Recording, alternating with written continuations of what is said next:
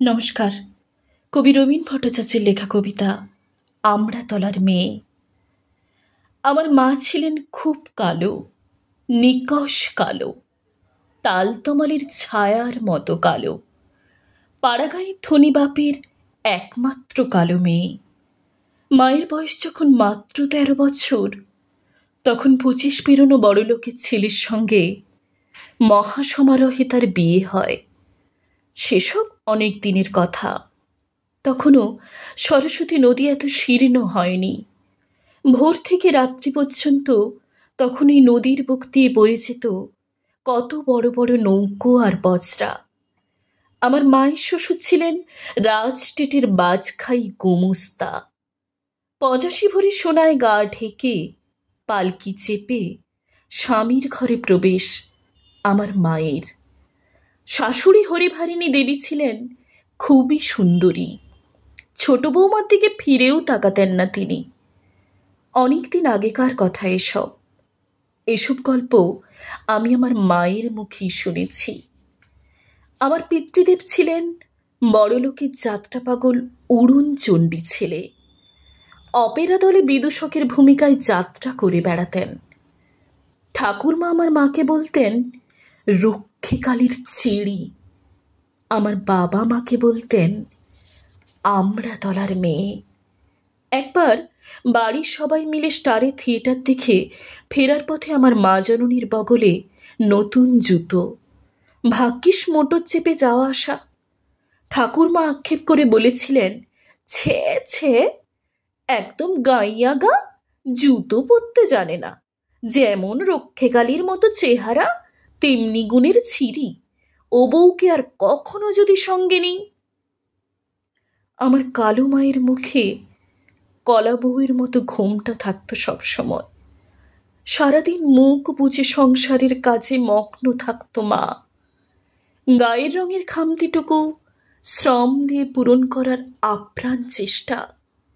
এরপর গড়িয়ে গেছে অনেক দিন, মাস আর বছর। পুণ্যতোয়া সরস্বতী এখন শিরনা। চলে গেছেন রাজবাড়ির গোমস্তা শারদাচরণ। আমার ঠাকুরমা কাশিবাসী হয়ে সেখানেই দেহ রেখেছেন। আমার মায়ের জীবন থেকে সরে গেছে অনেক কিছুই, অনেকগুলো বছর। ভাসুর দেওরেরা বউ ছেলে মেয়ে নিয়ে নতুন বাড়ি করে উঠে গেছে অন্যত্র দূরে দূরে।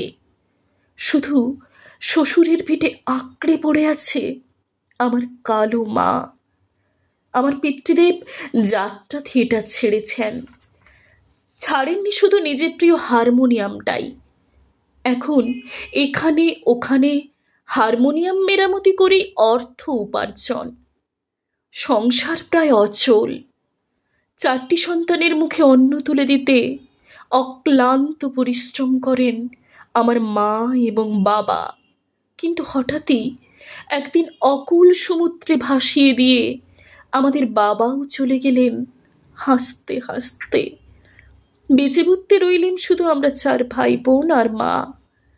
সমস্ত ঝড় ঝঞ্ঝা থেকে পাখির মতো ডানা দিয়ে আড়াল করে আমাদের বড় করেছেন আমাদের আমড়াতলা সেই কালো মা। আমার মা কখনো কিছু চাইতেন না। সামান্যতম চাহিদার কথা তার মুখে শুনিনি কোনোদিন। তবে একটা কথা মার মুখে প্রায় শুনেছি, আমি মরলে খোকা আমার চিতে আলতা মিশিয়ে ১ ঘটি দুধ ঢেলে দিস।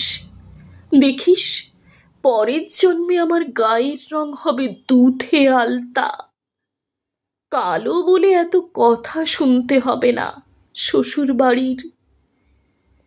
আমাদের সে আমড়াতলার মা, আমাদের সেই নিকষ কালো মা, আমাদের সেই সর্বং সহা মা জননী ১০-১১ দিনের রোগ ভোগের পর আমাদের ছেড়ে চলে গেলেন আলোর দেশে।